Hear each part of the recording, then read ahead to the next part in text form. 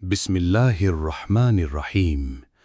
সমস্ত প্রশংসা আল্লাহর জন্য, যিনি আমাদের রব, যিনি অশেষ দয়ালু, অতি দয়াময়।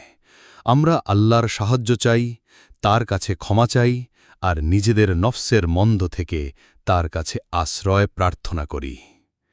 প্রিয় ভাই বোন, তুমি কি কখনো রাতের নীরবতায় নিজের বুকের ভেতর তাকিয়ে দেখেছ?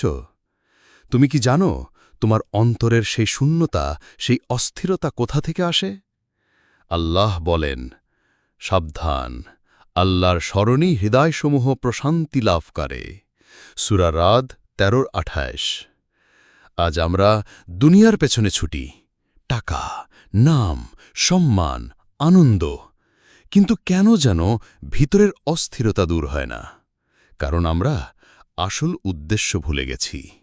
আমরা সৃষ্ট হয়েছি আল্লাহর জন্য, তার ইবাদতের জন্য।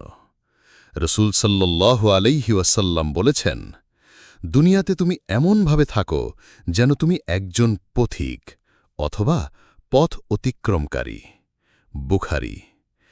প্রিয় ভাই বোন, আজ আমরা ভুলে গেছি এই দুনিয়া আসল ঘর নয়, আসল ঘর হল আখিরাত। এই দুনিয়া কেবল পরীক্ষা, কতটা আমরা আল্লাহর পথে ফিরছি আর কতটা গাফেল হচ্ছি। একবার কল্পনা করো, আজ যদি তোমার জানাজা হয়, আজ যদি তোমাকে মাটির নিচে নামানো হয়, তখন দুনিয়ার সব সম্পদ, সব আনন্দ, সব ব্যস্ততা সব ফুরিয়ে যাবে। কেবল তোমার নামাজ, রোজা, দান আর সৎকর্মই যাবে তোমার সাথে।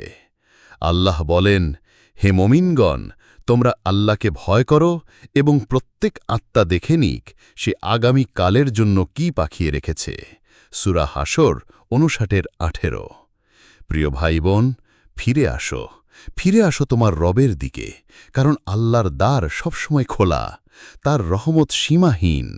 রসূল সাল্লাল্লাহু আলাইহি ওয়াসাল্লাম বলেছেন, আল্লাহর দয়া তার ক্রোধের উপর প্রাধান্য পায়।